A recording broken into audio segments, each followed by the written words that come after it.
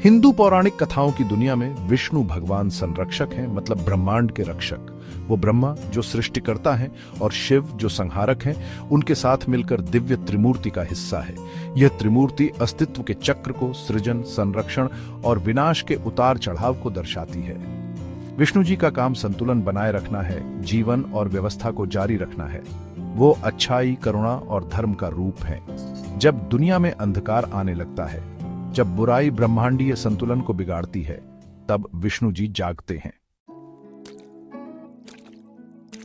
विष्णु जी को अक्सर एक शांत नीले रंग के रत्नों से सजे हुए और प्रतीकात्मक चीजें पकड़े हुए दिखाया जाता है।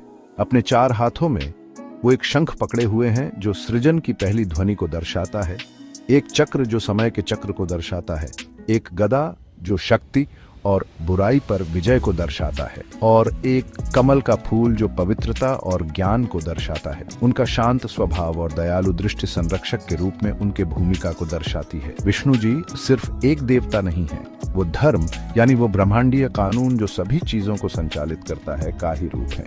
उनकी कहानियां भक्ति को प्रेरित करती हैं और हमें धर्म और करुणा के महत्व की याद दिलाती हैं।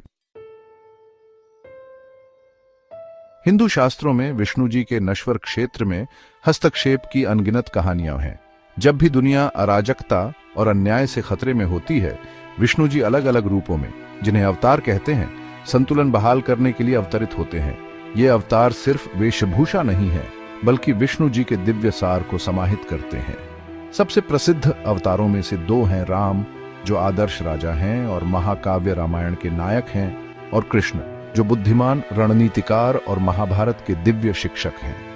हर अवतार अद्वितीय चुनौतियों का सामना करता है और विशिष्ट गुणों को समाहित करता है, हमेशा धर्म का पालन करते हुए और बुराई को हराते हुए।